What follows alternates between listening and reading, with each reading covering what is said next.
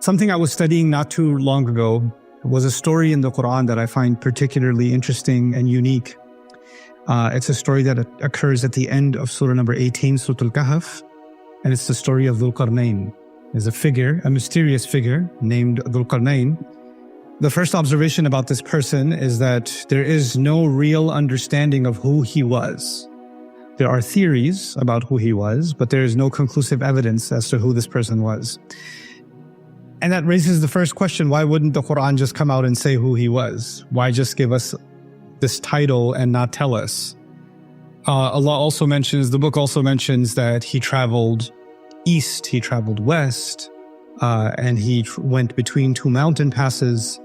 And yet we don't know where this east was and where this west was and where these mountain passes were. And there are all kinds of theories about that, but none of them are conclusive. The point in the Qur'an, as a student of the Qur'an, I can tell you the purpose of the Qur'an is actually to almost emphasize the goal, the objective, and de-emphasize all the details. Like the Qur'an goes out of its way to take attention away from certain things. The human tendency is we want to know everything. So when we come across a story like this one, we get distracted with, well, who was he? Where was he? Where's this location? Where's this wall? Where's this, who are these people, etc., etc. But that's exactly the opposite of what is happening in the text. There's actually something counterintuitive happening. Don't worry about the details. Focus on what's being given to you instead of focusing on what's not being given to you. Now, in terms of what is being given to us, I find this to be one of the most interesting stories teaching us some things about leadership that pertain to Muslims, that pertain to non-Muslims, that pertain to leadership in general, wisdom about leadership in general. So I'm going to start sharing a few things from this story that we can take away and really think about, inshallah, together. The first of them is Allah says, آتَيْنَاهُ مِنْ كُلِّ شَيْءٍ سَبَبًا فَأَتْبَعَ سَبَبًا. God says He gave him all kinds of sabab. Sabab means a means to an end. Sabab actually in Old Arabic was also used for a rope. And quite literally, a rope is a means to an end, right? The rope in a well is a means to get to the bucket, isn't it? So sabab refers to what you can call resources, because resources are a means to an end. So for our convenience purposes, we'll translate the word sabab as resources. So now God is saying that God gave him all kinds of resources. We'll learn about some of them soon. But then once you get resources, spiritually you would think when you've been given a lot of resources, then your goal should be to be grateful for the resources that you've been given. For instance, my health is a resource, my intelligence is a resource, my income is a resource. These are all gifts from God, and therefore I should just be grateful. The spiritual reaction to these gifts should be gratitude. But instead of highlighting gratitude, Allah highlights something else here. He says, فَأَتْبَعَ سَبَبًا. So He put those resources in use for more resources. So He actually followed the resources He was given to build even more resources, or to put them to full use. In other words, if you want to think about this in modern terms, He had assets and He invested those assets. He had resources and He invested further those resources. That's what He was doing. Now this sounds like it's almost materialistic. Don't you have enough? You should be grateful for what you have. Why are you doing any more than what you have? Why are you interested in growth? Why are you interested in building more and more and more and pursuing more resources?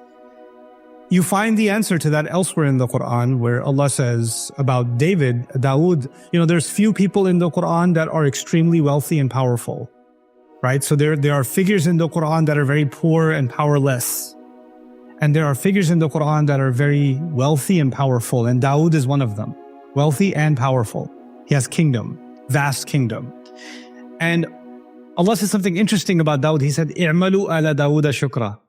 Do gratitude. Instead of saying be grateful, He said do gratitude. What that means is the power, the wealth, the resources that he was given, the influence that he was given, when he was using that influence to create more positive change, to do more, he was actually doing an act of gratitude.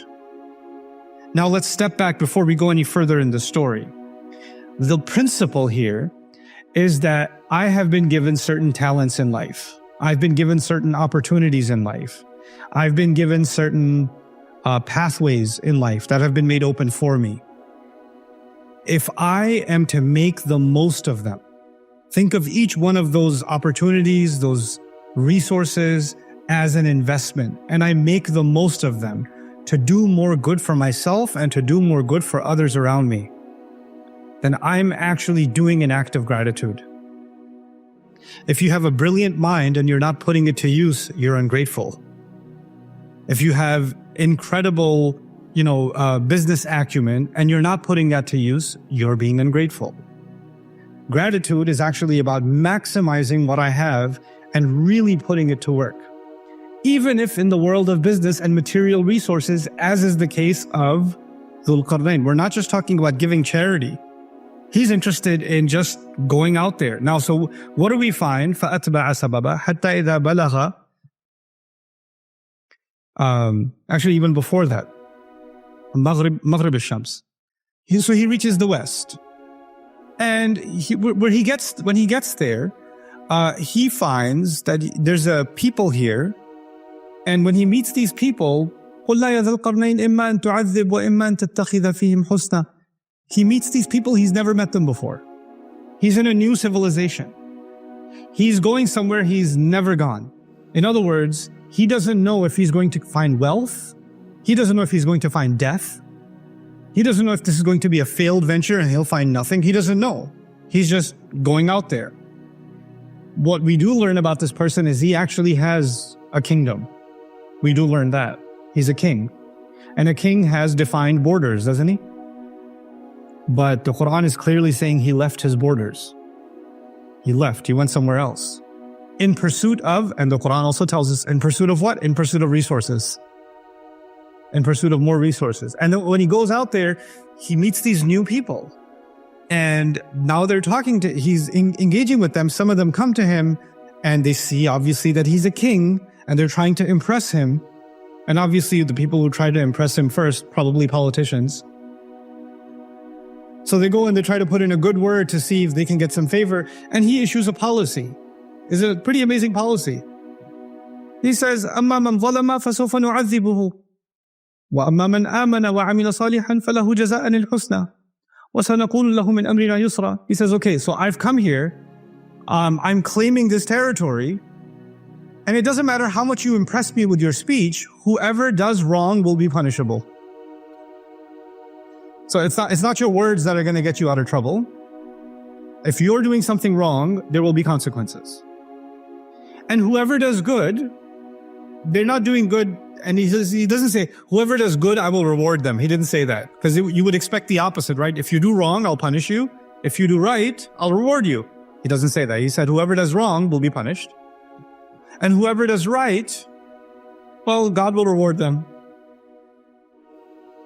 It's not me. God's going to reward. And I'll make things easy for them. It's interesting. It's a very interesting contrast. What are we learning from that? A leader identifies people that are creating problems, right? And he deals with them. He executes. He addresses the problem issue. He doesn't let that just go. Sometimes the people that are creating problems are people of high rank. Sometimes people that are creating problems are, they're creating problems for someone else, not for you. So you say to yourself, well, so long as it's not my problem, it's not a problem, right? It seems somebody else's headache. But they're not creating a problem for him. They're creating problems for others. And he's saying, if I see you harming anybody else, you're going to have to deal with me. That's leadership. He's protecting people now because they're under his care. But on the other side, if people are doing the right thing, he doesn't want to reward them. Why not? Because he thinks that doing the right thing should be done for the right reasons. And if people start doing the right things to impress me, their intentions are going to get corrupt. Now their moral compass is twisted. Now doing the right thing is actually just an investment for their own personal benefit. No. If you do the right thing, if you have faith and do the right thing, then God will reward you. And if you are doing the right thing, here's the interesting thing. وَسَنَقُولُ لَهُ مِنْ أَمْرِنَا يُسْرًا. We're going to say, from our decision point of view, we'll say easy things to them. What does that mean? I'll open the pathway for you to do more good. Now, what does that mean for you and me? It means if I'm a leader and I know somebody's doing good work, and then they come up to me and they say, I have this idea. I think it can really benefit the company. It can really benefit the team. It can really benefit this project. And I know this person's doing good work. Then I say, I'm going to let you try it. Let's give it a shot. Maybe it'll work. Maybe it'll fail. But you know what? The fact that you are sincerely doing good work allows you enough merit that this is worth a shot. Now, the problem is, I was saying this informally before this gathering. I run a company, and that company's gone through downsizing and upsizing. It was bloated at one point, it was smaller at one point, and I've had all kinds of interesting experiences in business. And one of the business challenges in any organization that gets big is that it becomes less flexible. It has multiple departments. Every department has its own group. Every group has their own egos, because we're all human beings, right? And when somebody is in a, and then there's a hierarchy. So if I'm at the top of the hierarchy, then there are my executives and the managers and whoever else. And there's a pyramid, and I'm the pharaoh on top of the pyramid, right? I'm the pharaoh on top. If somebody at the bottom, some intern, somebody has a good idea. They have a good idea. They now have to go to the ego right above them, and then the ego right above them, and then finally make it to me. Most likely, what's going to happen to that idea? Most likely, it will die. That idea could have brought millions in savings. That idea could have opened up an entire different sector of the market in business. It could have. It had that potential. But because that idea was coming from someone who doesn't really count, they're at the bottom.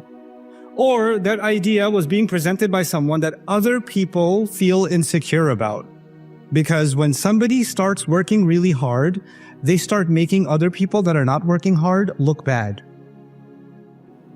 Right? And when someone has a lot of ideas and a lot of enthusiasm in the same department as somebody else who just likes to come and sit down and then make sure their pens are in color order and their notebooks are aligned properly, and then they go, time for my morning latte. They have this routine, they have their process, right? And when someone comes along and says, new idea, oh my God, this is so exciting. Can you just breathe a second? Let me just have my morning routine finished, because you're causing me a little bit of anxiety. I think the other employees are getting a little anxious around you. If you could just calm down a little bit, because the rest of us are worried. Nobody else is worried. You're just comfortable being lazy.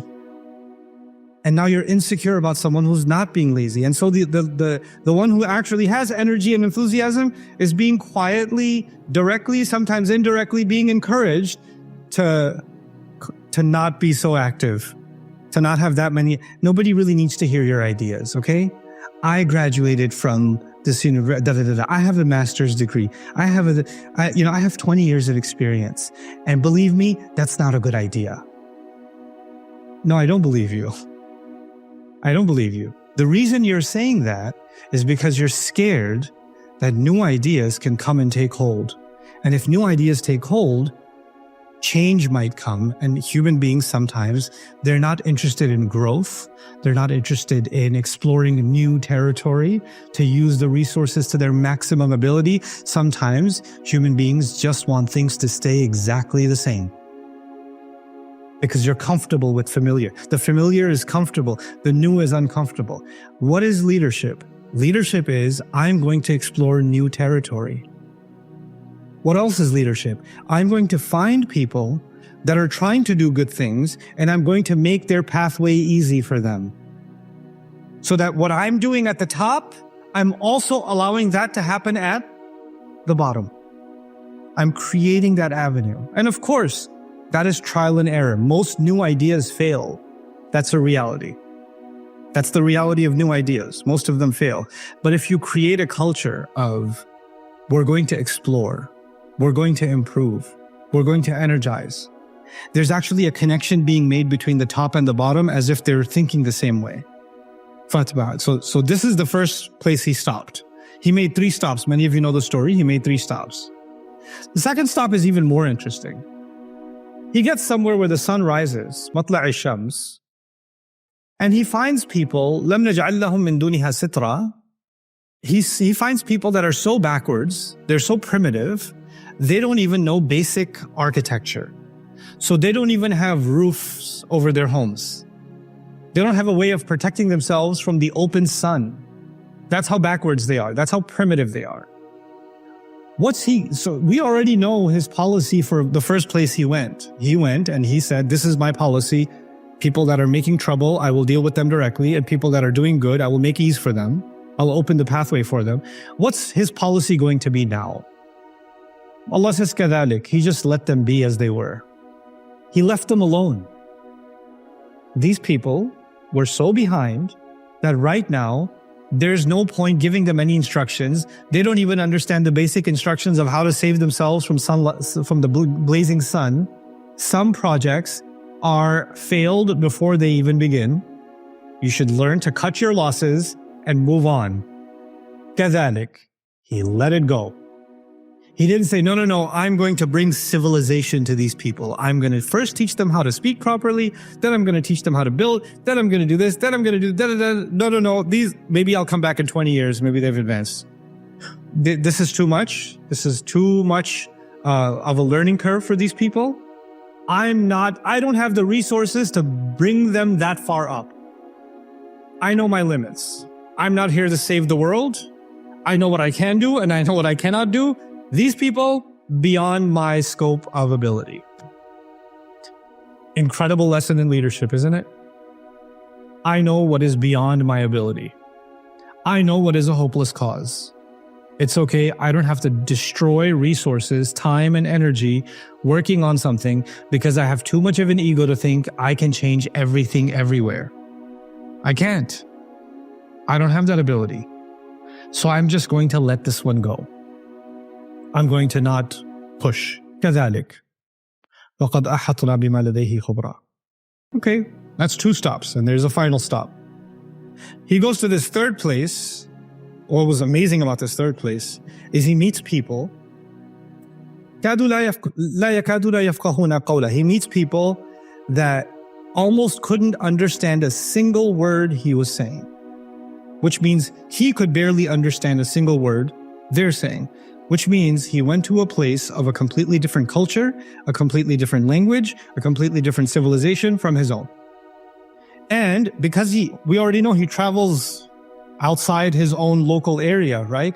And wherever he goes, he builds more resources. So within his resources are people from different cultures and different backgrounds.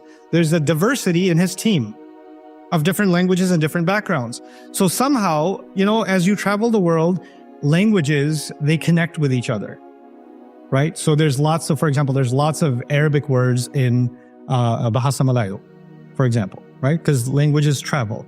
And there's probably lots of, I would imagine some Sanskrit is connected in some way. Probably some of the East Asian languages are connected to Bahasa also in some way or the other. There's some common vocabulary, not all, but some, 10% here, 5% there, 5%. I found out, because I was recently learning Farsi, I was learning Persian, and I found out that a lot of Punjabi has Persian in it. I was like, how did Punjabi get Persian in it? Oh, because a lot of Punjabis traveled to Afghanistan several centuries ago, and there was a lot of trade exchange between India and Afghanistan, and so a lot of language exchange happened then. Cool. The reason I'm saying all of this to you is Dhul-Qarnayn goes to this place. Almost none of the words are understandable, but some words are common to his language. Some words are common to some of the other people in his team because he's got an international team, right? So they're starting to make sense of what these people are saying. Finally, they're able to make communication happen. Finally, they're able to get communication. When they get communication, what do they tell him? Inna ya'juja wa ma'juja mufsiduna fil ard. We have this criminal gang of people, these raiders, they're called Ya'juj and Ma'juj. They come and they destroy everything. They come and they raid, they kill, they steal, they take our animals, they commit crime. You're a king, you have an army. The first place you went to, you said, whenever there's criminals, well, what am I going to do with the criminals? I'm going to deal with them. Right? That's what he said already. That's his policy. Now he comes to this place and they say, well, we got a lot of criminals. They're called Ya'juj and Ma'juj. Clearly, Dhul-Qarnayn does some investigating and finds out they're not just a criminal, they're an entire army horde. There are thousands of them. There are hundreds, if not thousands of them. This is more than he can handle as a fight. He cannot engage in war with these people because that will also be draining. But he cannot leave either because they are committing crimes. So what's the best solution he could come up with? Let's build a wall. Let's build a barrier so these criminals that are coming and attacking you, they're not going to be able to come anymore. Let's build a barrier. Now, before I go on, I want you to know something. He made 3 stops, right? But does he have the same policy for all 3 places? No. Different situation, different audience, different problem, different location, different culture, and a true leader understands every time there is a different solution. You don't say, we did this last year, it worked. Well, we're not in last year. It used to work before COVID. Well, the world has changed after COVID. It's not what it used to be, right? It used to be that way all the time. We've been doing this for 20 years. Well, maybe that's exactly the problem. Because you've been doing something for 20 years, some of that might still work, some of that might no longer work. You need agility. And that's what a leader needs. A leader is going to new places, he's going to encounter new challenges, and therefore he will have to come up with new solutions. So the solution, the best case solution in this case is, I cannot stop them from attacking you. I cannot defeat them. I cannot end that problem. I can create some kind of a security mechanism. I can build a wall for you. The problem with a wall is, if you build a wall, is it going to eventually deteriorate? Yeah. Any construction needs to be maintained. So what does Dhul-Qarnayn do in his genius? If you study the surah carefully, he gets the people that are there that he barely communicated with. Remember? He barely communicated with them. He gets them to build all of the pieces under his supervision. Atuni zubar al-hadid. Qala anfukhu. Bring me these metal pieces. Bring me the copper. Now blow into it, bellow into it. This is how you burn metal. This is how you melt. This is how you weld. This is how you reinforce. This is how you fix.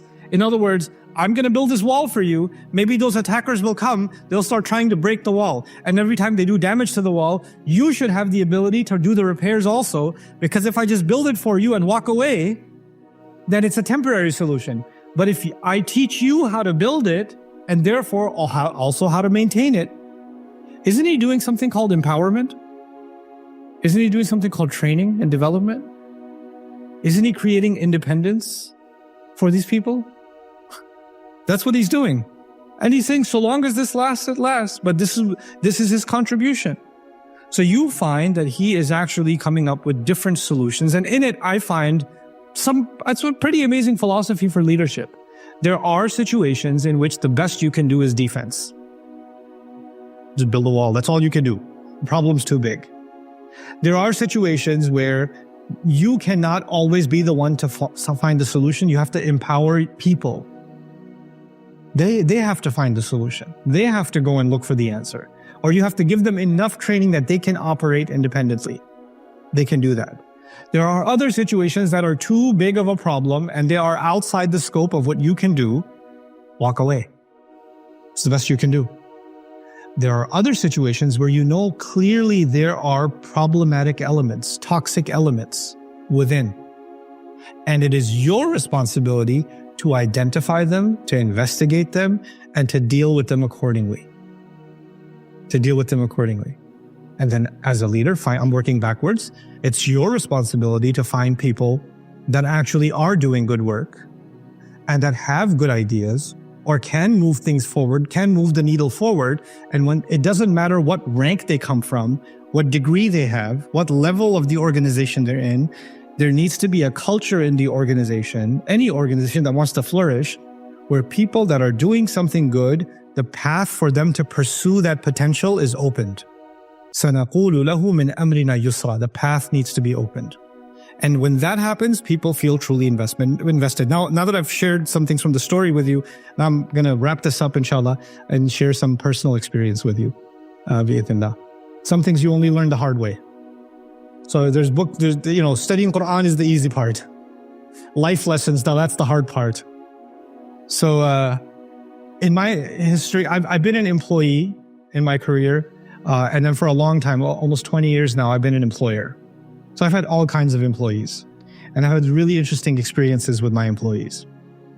And there's different kinds of employees. But the most interesting kind is the one that believes that they are God's gift to humanity and your company. Like they descended from the heavens onto your organization.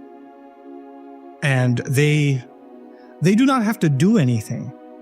They don't have to contribute anything. Before they even contribute anything, their very blessed existence is a gift to the rest of you. Right? And why are they such a gift to humanity? Because they come with some amazing credentials. They have amazing experience, or they have amazing awards, or they have amazing degrees, or something like that. They have something in their past that makes them very impressive. And that's why they come with the mindset, look, I came here to sit on top of this mountain. The rest of you are blessed enough to learn from my wisdom. The problem is, even if I hired somebody who graduated from Harvard or Yale or graduated from MIT and they're top of their class and all of those things, the most important thing for me as an employer is not what they've done. Because I think most interviews are ridiculous. Where did you graduate from? What's your work experience? What did you do in the past? I don't care. You know what my first question is? What are you going to do? How are you going to do it? Why do you want to work here? Do you want to, what's your ultimate objective? If they say, I want to bring my past experience to benefit this organization, in my head, the interview is already over. No, because you're thinking you're coming to benefit. I, as the head of my organization, am constantly learning. I need people with me that have the mindset they're constantly pursuing, constantly learning, constantly adapting, constantly pushing forward, growing. They're not there to get settled in a certain rank, in a certain position. They're not there to teach everybody else. They are there to learn first, learn and absorb first, and then grow. Grow themselves, help other people around them grow. Growth is key. Growth is key. Adaptation is key. Flexibility is key. And so the most amazing team members I've ever had are people that are just eager to learn. Even though they're extremely learned people, they're eager, constantly eager to learn. They'll never miss an opportunity to learn. They're not going to say, I already know this. I already did this. Or this is not how we did things in my old company. Who cares about your old company? You're not there anymore. So why should it matter? So what I'm trying to get at is, how do I even begin to inspire that culture in my team? And I'm not a good leader. I could tell you that. I'm honest confession. I'm the ideas guy. I'm not the leadership guy. But at least culturally, something that I can do for my team is I can demonstrate by example. So what I do in my work, I challenge my team members to find if any of them is more serious about learning and growing than I am. I'm at a point now in my career where if I stopped learning, if I just stopped learning and I just turned a mic on and started talking, I would still have an audience. Nobody would know the difference. I could do that. But I wouldn't be satisfied because I'm no longer growing. I need to grow. I need to invest in myself. I need to learn new things. I need to expand my horizons. And when they see me do that, doesn't matter what department they come from, they want to do that. They want to grow themselves because there's a culture being built of growth, of expansion, of creativity. The other thing I like to do, it doesn't always work, is people say this sometimes, in meetings, you can come to me and tell me anything. Please, I have an open door policy. And then you go to them and you say, sir, you said you have an open door policy. I'd like to send me an email. Doesn't sound like a very open door policy. Or you try to explain the problem and say, actually, you don't understand. Let me explain to you why your problem isn't even a problem and you're the problem. So on the one hand, you're saying open door policy, but actually the moment somebody walks into that door, they walk into a blender and they come out juice. That's not really an open door policy. An open door policy means hey, I need to talk to you about something. Okay, talk to me. Talk to me. Level with me. I respect, in my entire organization, I respect people who can speak to me directly, speak to me frankly, not disrespectfully, but frankly, and leave the rank at the door. They're not talking to me as the CEO. They're talking to me as someone equally concerned about the organization. So they're just bringing up their concern. And they don't have to have some kind of, oh my God, it's the start, I have to... No. We're just having a conversation.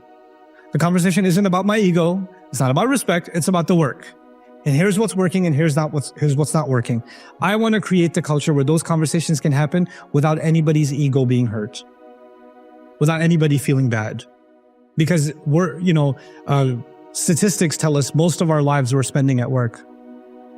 Either we're sleeping or working, right? And then whatever little energy we have left, we get for ourselves and our families and other things. But a huge chunk of our lives is exhausted in work, which means work is not just work, it's also our life. That life has to be meaningful. That life has to be productive. That life has to be, nurturing. And so, we have to build that. And last thing I'll say about, I kept saying good ideas, good ideas. I'll just mention the example we were talking about in the private meeting. Sometimes you have, let's just say, I'm being hypothetical. Let's say you have 4 departments. Yeah? And 3 of those departments are very big. And one of those departments is tiny. And somehow, the 3 big departments are not they're not productive. They're not doing what they should. They've been there a long time and they accomplished a lot in the past, but now they've slowed down and things aren't going as well, or they're stalling, right? And then you have this little tiny department, the extra department, the department. They get the office next to the bathroom, that department. And somehow they did something that showed a lot of growth potential. It showed some growth. Now you're like, If you're a good leader and you see something has potential, what do? You say, let's inject some fuel into this small department. Let's see how far we can take this. Let's see if we can grow this. Because growth can come from unexpected ways. COVID taught us that, right? It can come in unexpected ways. Okay. So now you decide to put some time, energy, resources, attention, investment into the smallest department. You tell me, take a guess. Who starts getting nervous when you invest in the small department? The 3 big departments. What are you doing? That's a waste of resources. You know how small they are? I've been here for 20 years. We've been doing this way for a long time. You know what happens? Sometimes the biggest obstacle to growth are people who want to keep things from growing. Without realizing that all 4 departments, that's like saying this hand is able to do something, or my right hand is able to do something my left hand is not able to do. And the moment I start fixing things with my right hand, my left hand gets insecure. Hey. You really want to do that one? It's a little imbalanced over here. Let's do things where both hands are together. No, some things are meant better for the right hand. But by the way, when you're accomplishing something from one part of the body or another part of the body, who's the eventual beneficiary? Everybody. I can't have one hand competing with the other hand. I can't have one hand insecure about the other hand.